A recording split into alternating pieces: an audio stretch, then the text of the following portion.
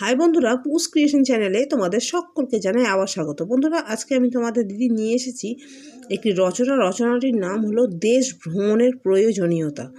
রচনাটির নাম হলো দেশ ভ্রমণের প্রয়োজনীয়তা।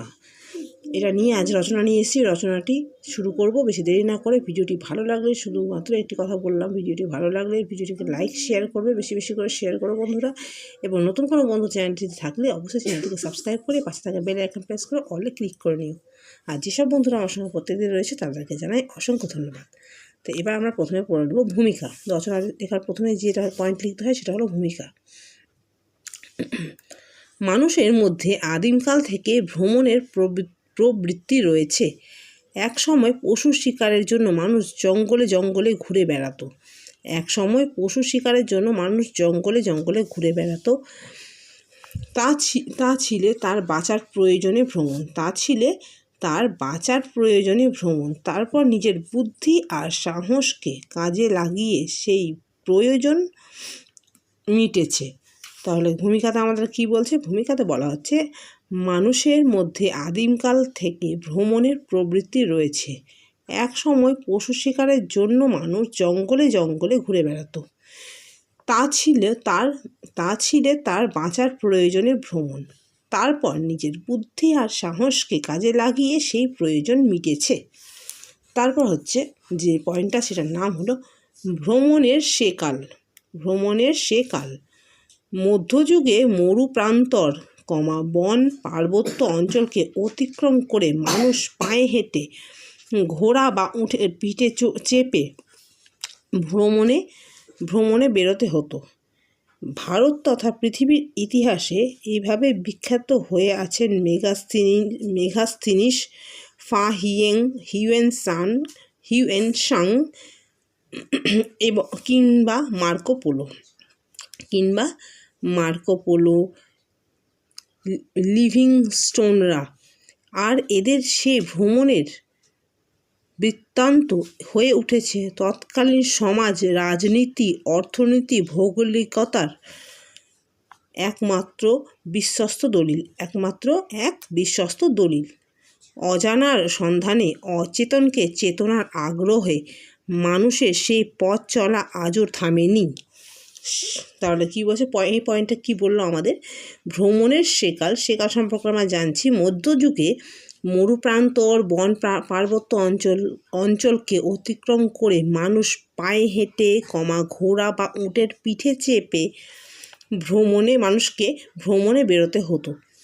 ভারত তথা পৃথিবীর ইতিহাসে এভাবে বিখ্যাত হয়ে আছেন মেগাস্থিনিস, ফা হিউয়েনসাং কিংবা মার্কো পোলো, লিভিংস্টোনরা। আর এদের এই ভ্রমণের বৃত্তান্ত হয়ে উঠেছে তৎকালীন সমাজ, রাজনীতি, অর্থনীতি, ভৌগোলিকতার এক বিশ্বস্ত দলিল। অজানার সন্ধানে, অচেতনকে চেতনার আগ্রহে মানুষের সেই পথ চলা আজও থামেনি।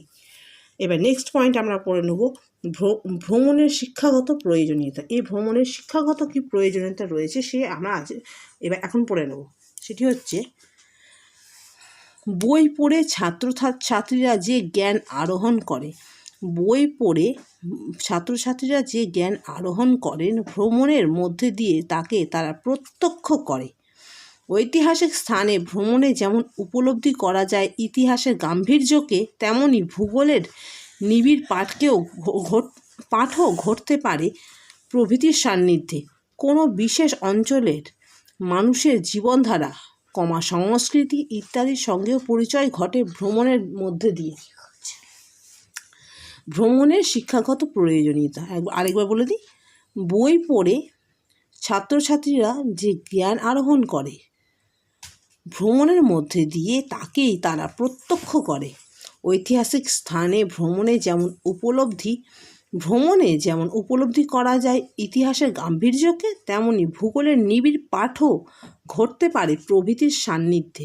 কোনো বিশেষ অঞ্চলের মানুষের জীবনধারা, সংস্কৃতি ইত্যাদির সঙ্গেও পরিচয় ঘটে ভ্রমণের মধ্যে দিয়ে।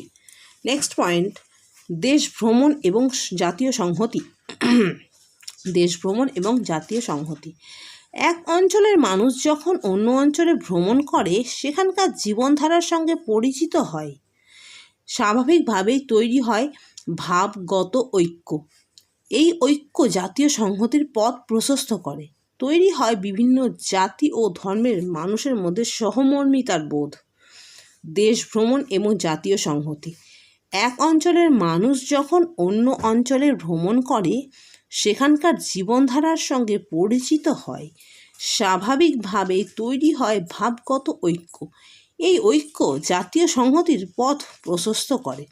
তৈরি হয় বিভিন্ন জাতি ও ধর্মের মানুষের মধ্যে সহমর্মিতার বোধ। নেক্সট পয়েন্ট, ভ্রমণের অর্থকরী দিক। বিজ্ঞানের কল্যাণে যাতায়াতের পথ সুগম হওয়ায় পর্যটন আজ এক শিল্পে পরিণত হয়েছে। হোটেল, রেস্তোরাঁ এবং স্থানীয় ভিত্তিতে বিভিন্ন শিল্পদ্রব্য উৎপাদনের মাধ্যমে অর্থ উপার্জন সম্ভব হয়েছে। দেশ এই পর্যটন শিল্পে পৃষ্ঠপোষকতা করে বৈদেশিক মুদ্রা রোজগার করছে। তাহলে এই পয়েন্টে কি বলা হলো? ভ্রমণের অর্থকরী দিক। পয়েন্টটা হলো ভ্রমণের অর্থকরী দিক। এখানে বলা হচ্ছে বিজ্ঞানের কল্যাণে যাতায়াতের পথ সুগম হওয়ায় পর্যটন আজ এক শিল্পে পরিণত হয়েছে। হোটেল, রেস্তোরাঁ এবং স্থানীয় ভিত্তিতে বিভিন্ন শিল্পদ্রব্য উৎপাদনের মাধ্যমে অর্থ উপার্জন সম্ভব হয়েছে। দেশ এই পর্যটন শিল্পে পৃষ্ঠপোষকতা করে বৈদেশিক মুদ্রা রোজগার করছে। লাস্ট পয়েন্ট যেটা আমরা জেনে থাকি যে যখনই কোনো রচনা লিখবে লাস্ট পয়েন্ট অবশ্যই উপসংহার হবে। প্রথমে হবে ভূমিকা এবং লাস্টে হবে উপসংহার। উপসংহারে বলা হচ্ছে দেশ ভ্রমণ মনকে উদার ও প্রসারিত করে। গণ্ডিবদ্ধ জীবনের বাইরে যে বিপুল পৃথিবী রয়েছে তার সঙ্গে পরিচিত করায়। এক কথায় একজন মানুষ যে বিরাট পৃথিবীর অন্তর্গত এই ধারণার জন্ম দেয়। উপসংহারে খুব সুন্দর কথা বলা হয়েছে, যেটি আমার তো খুব ভালো লেগেছে, তোমাদেরও ভালো লাগবে। বলেছে দেশ ভ্রমণ মনকে উদার ও প্রসারিত করে। গণ্ডিবদ্ধ জীবনের বাইরে যে বিপুল পৃথিবী রয়েছে তার সঙ্গে পরিচিত করায়। এক কথায় একজন মানুষ যে বিরাট পৃথিবীর অন্তর্গত এই ধারণার জন্ম দেয়। তো পয়েন্টগুলি আমাদের হলো, আমাদের রচনাটি হলো দেশ ভ্রমণের প্রয়োজনীয়তা, এবং পয়েন্ট হলো প্রথমে হলো ভূমিকা, তারপর হচ্ছে ভ্রমণের সেকাল, তারপর ভ্রমণের শিক্ষাগত প্রয়োজনীয়তা, তারপর হচ্ছে দেশ ভ্রমণ এবং জাতীয় সংহতি, নেক্সট ভ্রমণের অর্থকরী দিক, এবং সবশেষে যেটা হয় সাধারণত উপসংহার। এই কথা আমরা পয়েন্ট পেয়ে গেলাম। রচনাটি খুব সুন্দর এবং বোঝার। আশা করি তোমাদের ভালো লাগলো। কেমন লাগলো অবশ্যই জানাবে, সঙ্গে থাকবে, পাশে থাকবে। আর নেক্সট দেখা হবে পরের ভিডিওতে। ততক্ষণের জন্য টাটা, ভালো থেকো, সুস্থ থেকো, এবং আমিও ভালো আছি। আজ এই পর্যন্ত বন্ধুরা, দেখা হচ্ছে পরের ভিডিওতে। আমি পরের ভিডিও রিডিং নিয়ে আসবো।